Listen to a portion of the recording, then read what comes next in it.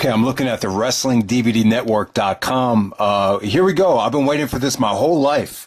We have the Kurt Angle, finally, a WWE Kurt Angle DVD. This is not a documentary.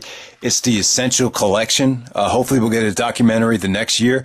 But I'm just, I haven't even looked at the match listing yet, but they have the match listing out now. I'm just going to react to it.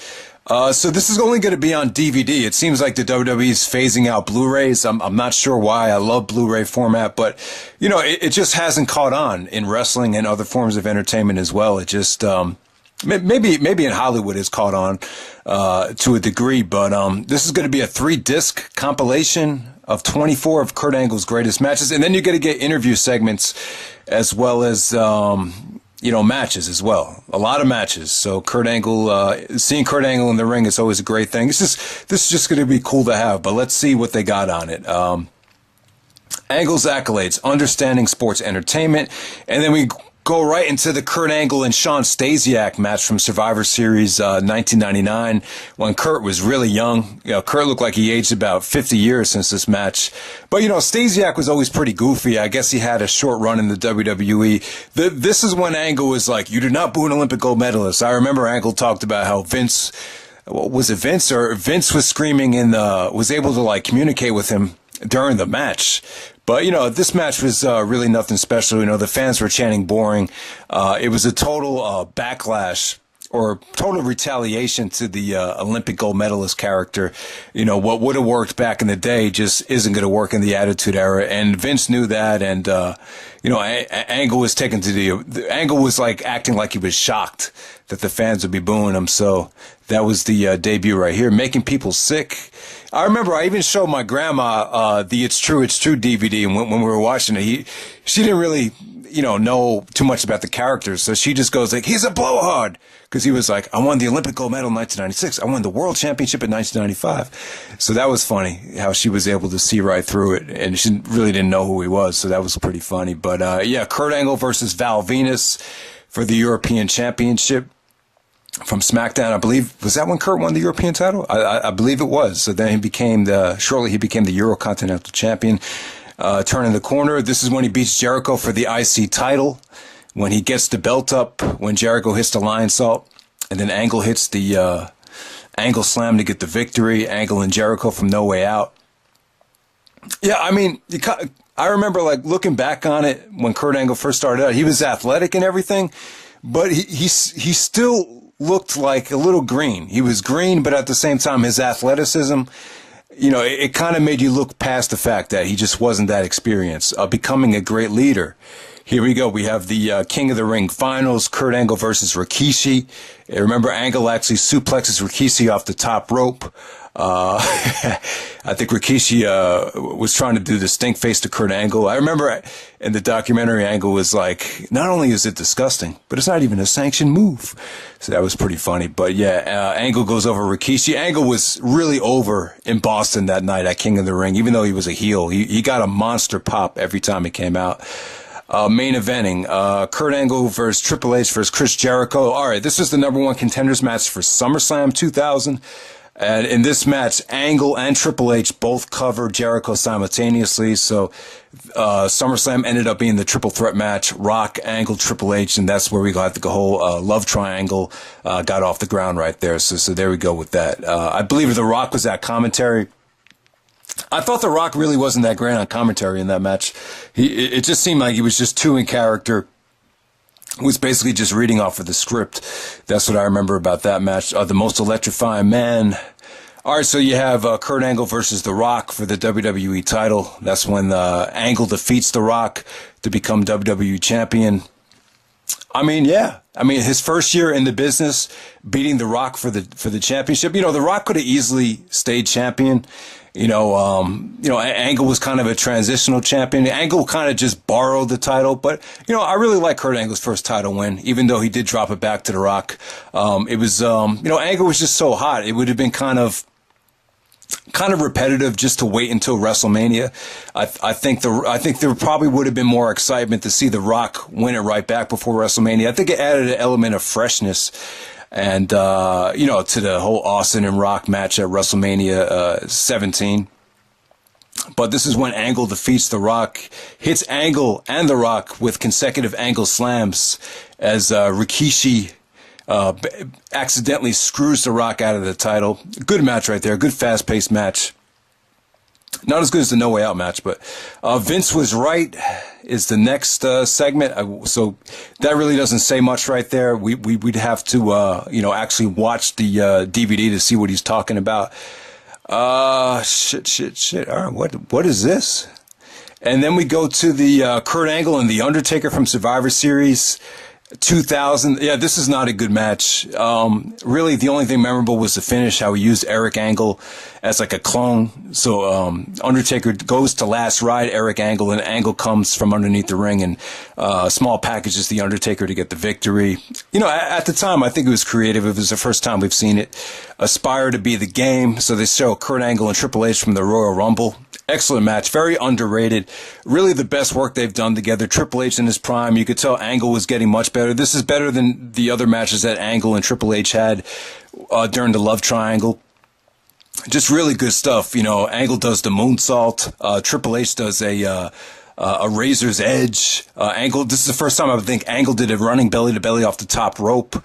There was a brawl between Stephanie and Trish, which kind of took away from the match. Then Austin interfered and screwed Triple H out of the match to get his revenge on Triple H. But it was a good, solid title defense from Kurt Angle. It's the title defense that Angle brought up when Triple H returned the very next year. He's like, what do you say to him? He say, you know why I did not enter the Royal Rumble last year, Hunter? Because I was too busy pinning your ass to the mat. Now, what do you think about that? Yeah, so I thought that was, it was kind of cool how Angle used that at Triple H's return the very next year. So that was pretty cool. Tough as hell. All right, so they're talking about Shane McMahon. We have Kurt Angle versus Shane McMahon from King of the Ring, which is quite awesome. And yes, you'll notice that they skipped the Benoit match from WrestleMania 17 as expected. You can see the Benoit matches on the WWE Network. You could even see the ECW stuff. You can see everything from Benoit. But if you notice, you don't see his name when you're trying to scroll through the matches. So they're going to try to minimize every single Chris Benoit match so they don't have to promote it. But, I understand it. It's just really a sticky situation. And by the way, I really don't have it in me to talk about Chris Benoit anymore. I know we're approaching the 10-year anniversary, but, it is what it is. Emotional guy mixed up with some, steroids, painkillers, and just some emotional stuff. And, what happened. I just really don't want to touch on it again. So there we go. Kurt Angle versus Shane McMahon from King of the Ring. Incredible match, man. If you haven't seen this yet, this is something you should look forward to, man. Shane takes a mountain of abuse here. This match just had everything. This match is like, I don't want to sound repetitive, but this match is like the ultimate thrill ride right here. This gives you a little bit of everything. This is Shane. This is the best thing Shane's ever done, without a doubt. All right, so I'm scrolling down here. They got some images of. All right, so they skipped the SummerSlam match. See the SummerSlam match, man. That match with Austin and Angle at SummerSlam is such a classic, and they leave it out again. I don't think that's ever been released on a WWE compilation. They left it off of Austin's DVD, and now they're leaving it off of this one. So maybe they'll put it on the Angle documentary. But this is where Angle won the championship in Pittsburgh, Pennsylvania, his hometown, against Austin. The plan was for Austin to retain, but, Angle ended up winning. The September 11th happened, and, they came to the agreement, all three of them, that it was just the right thing to do. It was an uplifting moment. It only lasted about 2 weeks, but, I enjoyed the moment. I just think the moment was a little bit repetitive because Angle 2 months earlier beat Booker T and won the WCW title in Pittsburgh. So it was kind of like you're seeing the same thing again. That's why I don't think it had, it didn't have as much impact as I think it could have had if they had just waited until Unforgiven. You remember Angle beat Booker T, and then they kind of, Booker T won it back on Raw the very next Monday after that SmackDown in Pittsburgh. So our fierce competition, Angle versus Edge from Backlash. Yeah, man, this is, Angle had a disappointing WrestleMania 18 against Kane. You could tell he was pissed. But, Edge was hungry. Edge was still looking for that great singles match. And, it was just perfect timing. Angle and Edge both had a chip on their shoulders, and they just had a classic feud. And the match at Backlash, You could definitely tell Angle was improving. His athleticism was off the chart. Just great back and forth action there. And then we have the ultimate prank. So Angle starts wearing the wig after Edge shaves his head. Then we get the awesome steel cage match between Angle and Edge with Hulk Hogan interfering. And, Angle slam off the top rope on, during the cage match. Just a lot of, wicked spots, belly to bellies. Brutal match that really took its toll on both guys. So really great cage match there. But this is when Angle is wearing the wig. So he might look a little bit goofy. And then we have transformation. Hogan takes the wig off at King of the Ring, but Angle makes Hogan tap out. Really a great mark out moment. This might have been the best match Hogan had in 2002 in terms of, the actual ring work. Angle really carried Hogan to a really watchable match, really entertaining match too. It's probably one of the most entertaining matches Kurt's ever had. And Hogan tapping out to the ankle lock was shocking, and it was definitely a mark out moment. I love that moment right there. So. And I don't get why King of the Ring 2002 gets so much shit, man. I really think that's a fun pay-per-view. Next up, you have Ruthless Aggression, the Kurt Angle Open Challenge. So Cena comes out and challenges Kurt Angle. Angle goes like, "What is the one quality that you possess that makes you think you could come out here and face the very best in the business today?" And then Cena's like, "Ruthless aggression." Then he smacks him, and they just have this little back and forth match. It was great, man. It really set the tone for Cena. Really kind of, made him a credible figure. And even though Cena did slow down until he turned heel, he got off to a hot start in the summer of 2002. All right, thinking outside the box, triple threat match, Kurt Angle versus The Rock versus The Undertaker from Vengeance 2002. At the time, I thought this was probably the most fun, most entertaining triple threat match to date. Angle looked like a beast out there, man. They all did each other's finishers. Ankle slam, rock bottom, last ride. People's elbow, just a lot of great breakups. Definitely, probably still holds up as the most entertaining and the most fun triple threat match. Probably not the best in retrospect, but yeah, just great stuff. And The Rock wins the WWE title to set up the match with Brock. But Angle was probably the MVP of that triple threat. Next up, a new style. Kurt Angle versus Rey Mysterio at SummerSlam. Really refreshing, man. The Angle and Mysterio made such a great combination. They're both great athletes in so many different ways. Just really kicked off one of the best shows ever in a great way. It was just the perfect opener for SummerSlam right there. Angle was a heel, but the fans were cheering him with the "Let's Go Angle" chants. And Ray was awesome. Ray pulled off some great things. The German suplex counter was beautiful. The finish into the ankle lock came out great. So that Angle Mysterio match is incredible. Looking in the mirror. Kurt Angle versus Brock Lesnar from SummerSlam. So they skipped the WrestleMania match, go all the way to SummerSlam. That's when Kurt Angle retains. So Angle had come back from neck surgery. He rushed back too soon. Won the triple threat match and won the title back right away at Vengeance. And then at SummerSlam, he retains against Lesnar, beats him with the ankle lock. Vince was coming out to try to help Brock because Brock had just turned heel and sided with Vince. But Brock taps out to the ankle lock. That's where the "You tapped out" chant started. So, yeah, man, that was... I thought the SummerSlam match was good, but just something about it just didn't have that edgy feel to it that the WrestleMania match had. So we move on to Disc 3, Bittersweet Battle Rap, Angle versus Cena from No Mercy. They did a lot of fun stuff there leading up to that as far as battle raps go.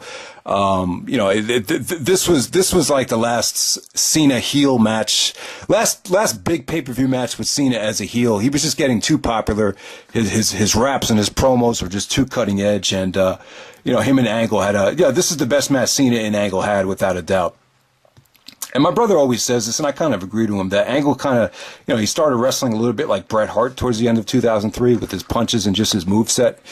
You guys might notice it in that match right there. A connection like no other. Kurt Angle versus Eddie Guerrero from SummerSlam. This is the rematch to WrestleMania 20.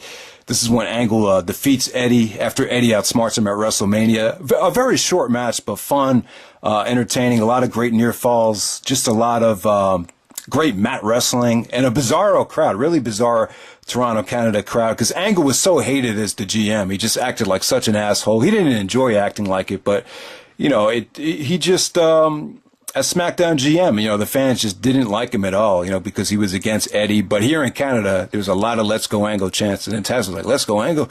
I think this is Bizarro Land." So he was like, "Damn." But Angle defeats Eddie. I believe with the ankle lock, he takes the boot off this time and makes sure Eddie doesn't outsmart him. And so there you go. Angle's first match back after being SmackDown GM. I believe he was fired by Vince. Proud and honored SmackDown in Iraq. Don't remember anything about this, but I guess they wanted to show, because Angle is Mr. Americana, represents the United States, you want to show something from a tribute to the troops. So you had Angle and Luther Reigns versus Rey Mysterio and Eddie Guerrero. So yeah, I don't like that period of time when Angle was hanging out with Luther Reigns and Mark Jindrak. Both guys kind of faded. I don't think they had much potential. Even Angle said in shoot interviews that his pill problem was at an all-time low when he was hanging out with Luther Reigns. I don't know if that's a shot at Luther, but yeah, it is what it is. Those tribute to the troops matches, it's really just about, going out there and, putting in a day's work. Those matches aren't too special looking back on them, but, it is what it is. The greatest performer of all time, Kurt Angle versus Shawn Michaels. So yeah, that could be interesting if Angle talks about whether he thinks he surpassed Shawn as a performer, or maybe he just thinks Shawn is the greatest performer of all time. So obviously you got to see Kurt Angle and Shawn Michaels at WrestleMania. It's a really refreshing dream match right there. I still think that match, still has that special, unique quality. You never really thought that was kind of tough to book. I have to say, it really was tough. You really didn't know how to book that because both guys just had nothing to do with each other. They were always on separate shows. When Shawn Michaels retired, Angle finally started making a name for himself. When Shawn Michaels comes back, Angle's on SmackDown. So they were separate for, a good 5 years, from 2000 to 2005, without ever even touching. And just a roller coaster ride of a match. Definitely, arguably the greatest WrestleMania match of all time, some would say. Settling the score, Angle versus Shawn Michaels from the Raw Homecoming. This is the 30-minute Iron Man match. I can't remember who goes over there. I think it's Angle, but I could be wrong. Maybe Michaels goes over. I can't even remember. I just remember it being a lot of falls. I think it was like 3-2 or 4-3. But I have to watch it again to remember exactly what happened. But I thought it was good. I just prefer the first two matches better than that one. The WrestleMania and the Vengeance matches were a little bit crisper. Anytime you keep dragging a feud on, sometimes it loses its specialness. Generational attachment. Triple threat match from Taboo Tuesday. Angle, Michaels, and Cena. Really underrated triple threat. This is when the Cena boos started getting hotter. This is the first time where Cena legitimately got heel heat.